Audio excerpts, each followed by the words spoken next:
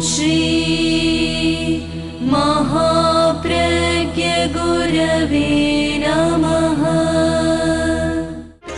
जिसके सांसों में रहता है शाश्वत शांति का स्पंदन, उस महाप्रज्ञ को वंदन, उस महाप्रज्ञ को वंदन। सत्य अहिंसा अनेकांत को अर्पित जिसका तन मन, उस महाप्रज्ञ को वंदन, उस महाप्रज्ञ को वंदन।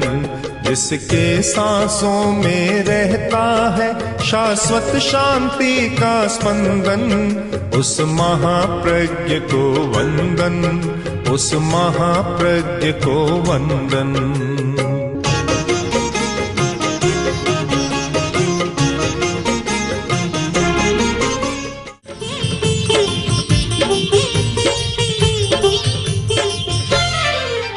धर्म सभा है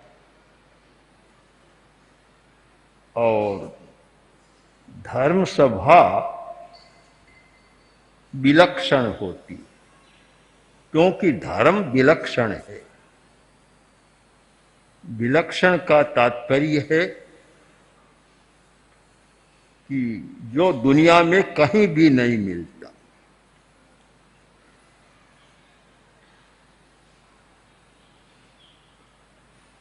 जिसका कोई दूसरा विकल्प हो वह विलक्षण नहीं होता। खाने के लिए गेहूं की रोटी तो उसका विकल्प है, बाजरे की रोटी भी है, मक्का की रोटी भी है, और भी जौ की रोटी, अनेक अनाज है, उनकी रोटियां बनती है।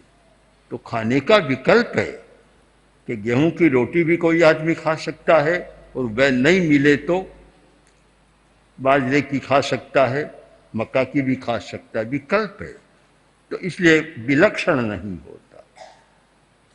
पीने को पानी, वर्षा का पानी भी है, कुएं का पानी भी है, पानी के भी विकल्प है। कभी कुएं का आता है, कभी नहर का आता है। नहर का पानी थोड़ा मीठा लगता है, कुएं का थोड़ा थोड़ा हल्का सा कड़वा लगता है। तो पर विकल्प है कि जिसको कुएं का पानी अच्छा न लगे तो नदी, नहर या वर्षा का पानी पी सकता है। विकल्प है दुनिया में। कपड़ा पहनता है तो उसका भी विकल्प है। किसी को सूती कपड़ा अच्छा लगता है तो किसी को और दूसरा अच्छा लगता है, विकल्प है। तो जितने भी पदार्थ हैं, एक भी ऐसा नहीं कि जिसका विकल्प न हो। धर्म का कोई विकल्प नहीं, और इसलिए नहीं है कि धर्म का लक्षण है त्याग, अहिंसा, संयम और तप। संयम का कोई विकल्प नहीं। यह नहीं होता कि जो संयम के द्वारा मिलता है, चलो आज संयम नहीं करे, दूसरे से वह पाले, कभी नहीं होता। जो त्याग से फल मिलता है वह किसी दूसरे पदार्थ को लाकर खड़ा कर दो तो उससे मिल जाएगा, कभी नहीं होता। कोई विकल्प नहीं है। त्याग का कोई विकल्प नहीं। भोग और त्याग, भोग के तो अनेक विकल्प है।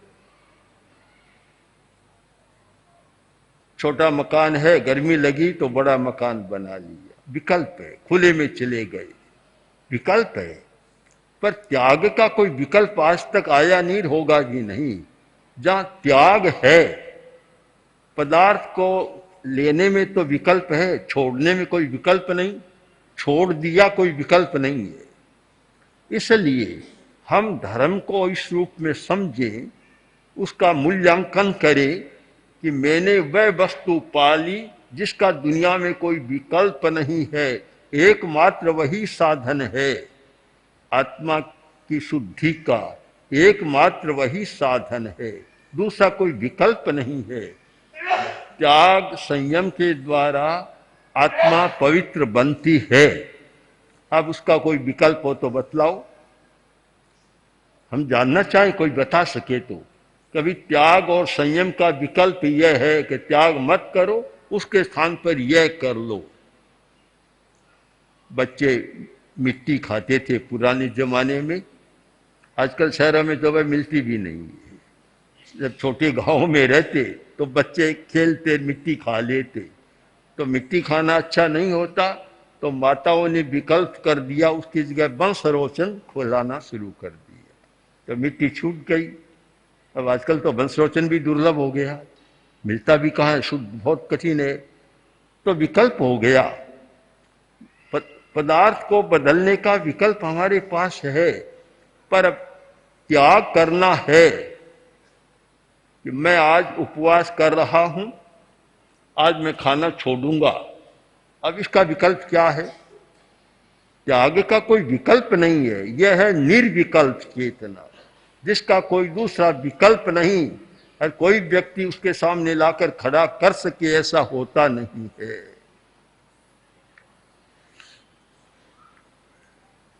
भगवान महावीर दशारणपुर में पधारे।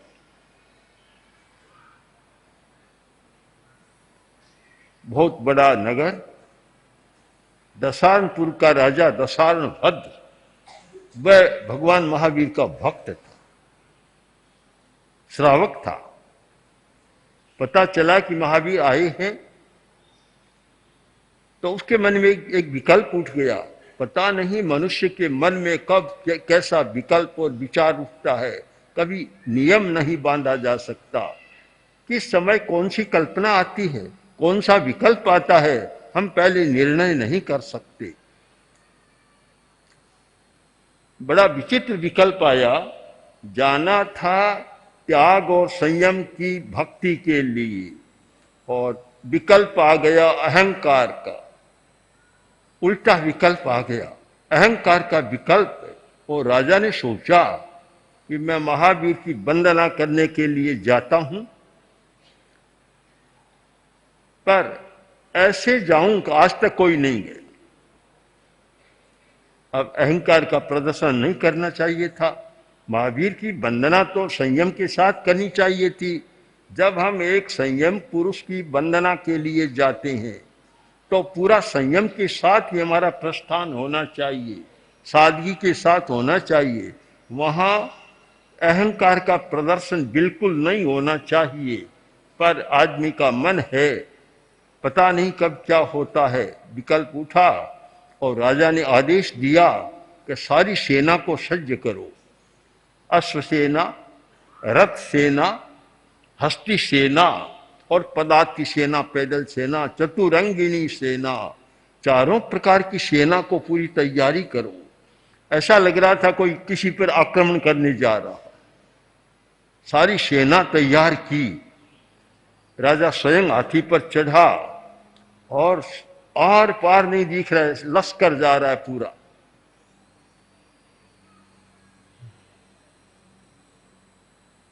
गया, मन में जा रहा है एक त्याग संयम की मूर्ति का बंधन करने के लिए। शरीर तो उसमें जा रहा है और सिर पर अहंकार की वंदना सवार है। अहंकार ही अहंकार मन में सोच रहा है, आज तक इस प्रकार इतने आडंबर के साथ शायद कोई गया नहीं, कोई जाएगा भी नहीं। मेरी बहुत बड़ी सेना है, कोई जाएगा भी नहीं। अहंकार बहुत बड़ी समस्या है और अहंकार के कारण ही समाज में कुछ जटिलताएं पैदा होती है। आपने अहंकार किया, उसका उत्तर तो मैं दे सकता हूं। आप कितनी रिद्धि का प्रदर्शन करें और मेरी रिद्धि के सामने आपकी रिद्धि एक किंचित कर भी नहीं होती, एक नख को भी नहीं छू सकती, उसका उत्तर मैं दे सकता हूं। पर आपने जो संयम का मार्ग स्वीकार कर लिया, त्याग का मार्ग स्वीकार कर लिया, उसका मैं नहीं दे सकता। आप जीते, मैं हारा। यह हार किसके सामने हुई? अहंकार के सामने इंद्र कभी नहीं हारता, किंतु त्याग और संयम के साथ हर व्यक्ति हार अनुभव कर सकता है।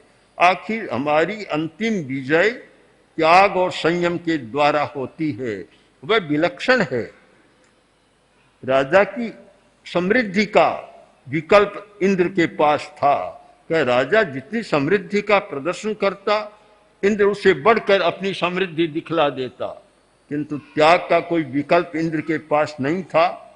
अब मुनि बन गया, सब छोड़ दिया, अब और क्या करे? उसका विकल्प यही है कि स्वयं मुनि बन जाओ, इसके सिवाय कोई दूसरा विकल्प नहीं है। हम समझ सकते हैं कि धर्म का अर्थ है विलक्षण होना, विलक्षणता, उसका कोई रूप नहीं है, दूसरा कोई विकल्प नहीं है, वह हमारी निर्विकल्प चेतना है। जिस व्यक्ति में त्याग की चेतना, संयम की चेतना, तपस्या की चेतना, अहिंसा की चेतना का जागरण होता है, वह निर्विकल्प है। विलक्षण इसलिए विलक्षण है क्योंकि उसका कोई विकल्प नहीं है।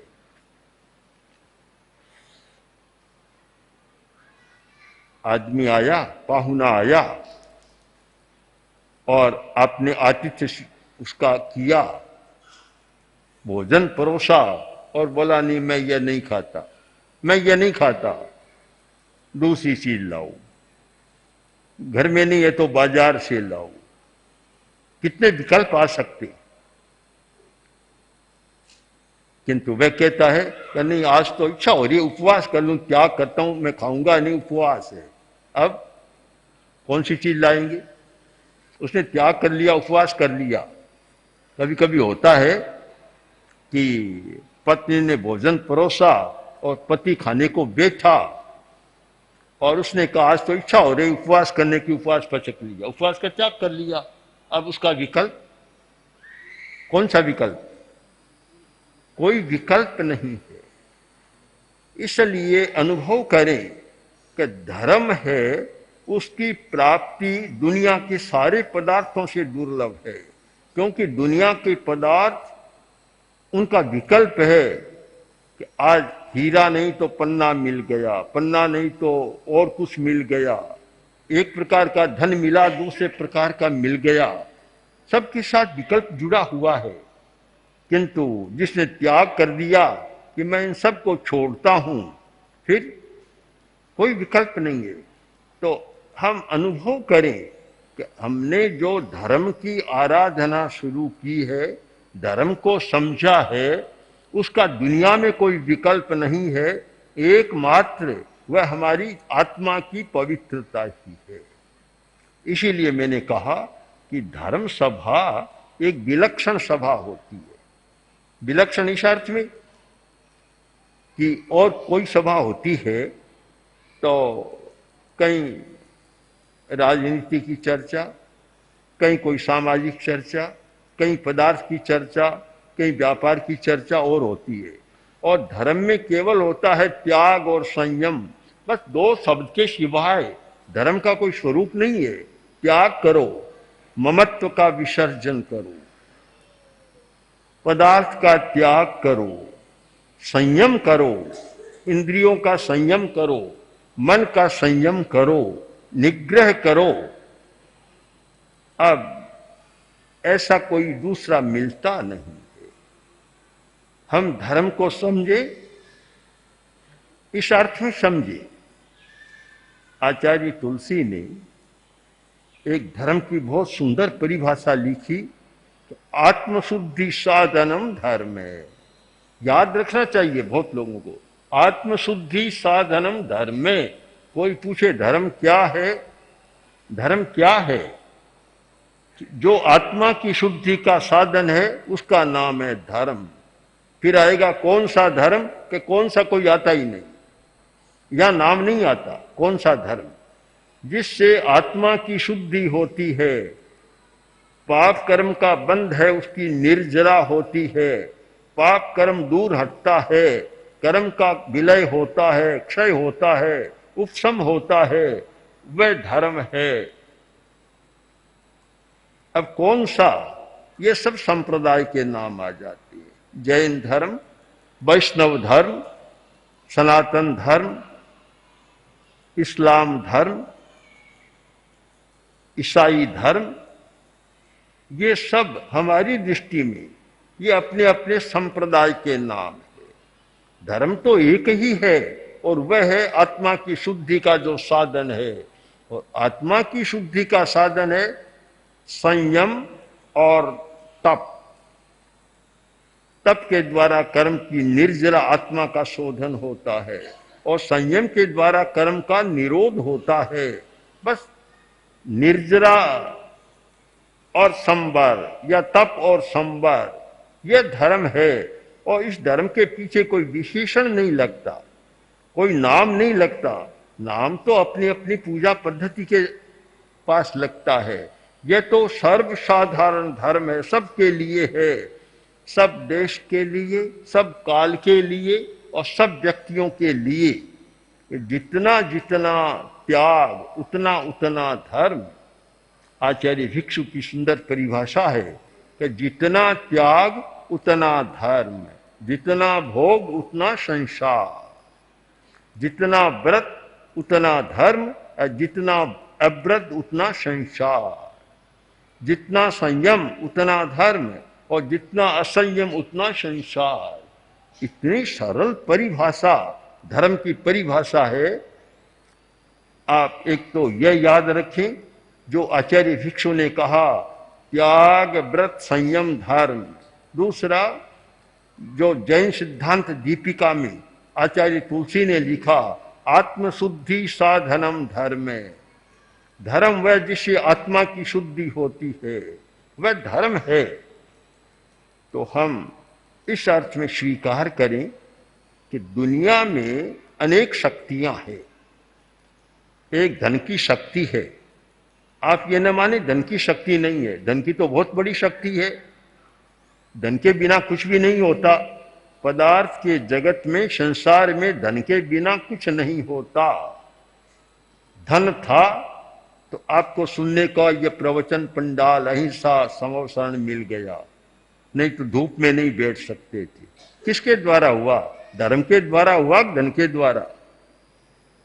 यहां बनाने वाले भी बताएं, जिन्होंने निर्माण किया है समाज ने, वे बताएं कि ये धर्म के द्वारा प्रवचन पंडाल बना या धन के द्वारा?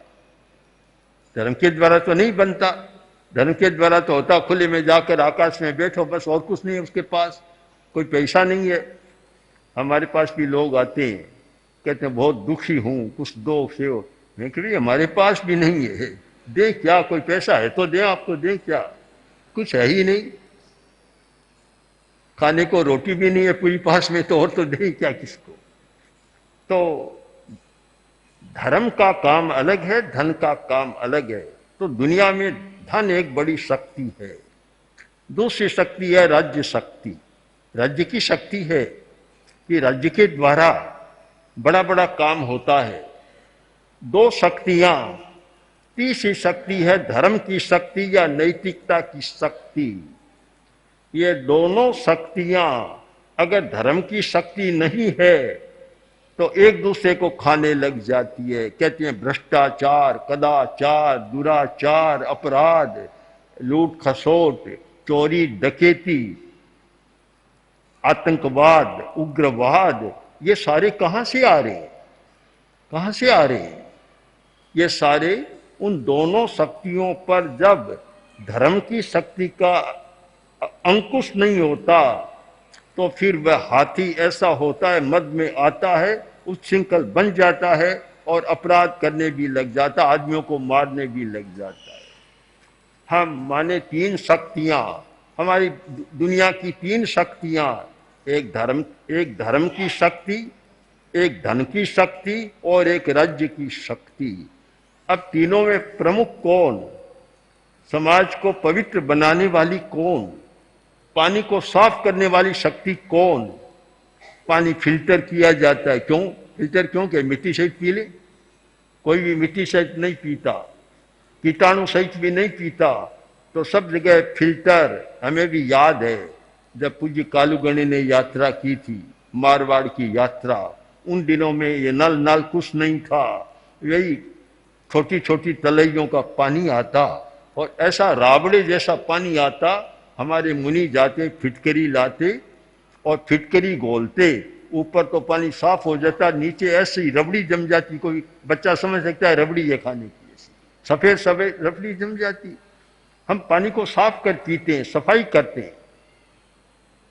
यह धर्म का यही काम है कि समाज की शक्ति यानी धन की शक्ति और राज्य की शक्ति के साथ जो ये दलदल जमता है, कीचड़ जमता है, ये मिट्टी जमती है, और धर्म एक फिटकरी का काम करता है कि उसको सफा कर देता है जिससे पानी शुद्ध रहे और गंदगी नीचे जम जाए। हमें धर्म का सही मूल्यांकन करना चाहिए। अगर धर्म को भी धन के साथ जोड़ दिया, धर्म को भी सत्ता के साथ जोड़ दिया, तो फिर धर्म का वह स्वरूप नहीं रहता, फिर धर्म विलक्षण नहीं रहता। जो काम पैसे के द्वारा हो सकता है वह काम धन के द्वारा हो जाए। तो आप लोग हमारे यहाँ क्यों आए धर्म सभा में? आप बाजार में जाते, हर बाजार में आपको खूब पैसा मिलता है, यहाँ तो कुछ पैसा नहीं मिलता। अगर धन के द्वारा जो काम हो सके और वही धर्म के द्वारा हो तो फिर धर्म और धन में कोई अंतर नहीं रहता। आप एक सिद्धांत बना ले कि जो धर्म के द्वारा हो सकता है वह काम न धन से होता, न राज्य सत्ता से होता, किसी से नहीं होता, केवल धर्म के द्वारा ही हो सकता है। यह पक्का विश्वास, पक्की धारणा और स्पष्ट धारणा बन जाए तो फिर धर्म सभा में आने का, धर्म सुनने का, धर्म को जानने का एक इतना आनंद आएगा और ऐसी विलक्षणता की अनुभूति होगी कि मुझे जो मिला है वह भाग्यवान कोई मिल सकता है, हर किसी को नहीं मिल सकता। एक अलग प्रकार की अनुभूति होगी। इसलिए आप अनुभव करें कि हम एक विलक्षण प्रयोग कर रहे हैं। विलक्षण यानी जिसके समान दुनिया में दूसरी चीज नहीं है। त्याग, संयम और व्रत के समान दुनिया में कोई चीज नहीं है। यह पक्की निष्ठा बन जाए कि आराधना का, धर्माराधना का इतना लाभ मिलेगा जिसकी आप कल्पना नहीं कर सकते। पर पहले दृष्टिकोण साफ कर ले, हमारी दृष्टि साफ हो जाए। अगर दृष्टि साफ नहीं होती तो वह काम नहीं बनता। सबसे पहले दृष्टि को साफ करने की जरूरत है और वह दृष्टि साफ रहे, सम्यक दर्शन का विकास हो तो फिर धर्म का सही मूल्यांकन किया जा सकता है। ओम ओम श्री महाप्रज्ञ गुरवे नमः। ओम श्री महाप्रज्ञ गुरवे नमः। ओम श्री महाप्रज्ञ गुरवे नमः। ओम श्री महाप्रज्ञ गुरवे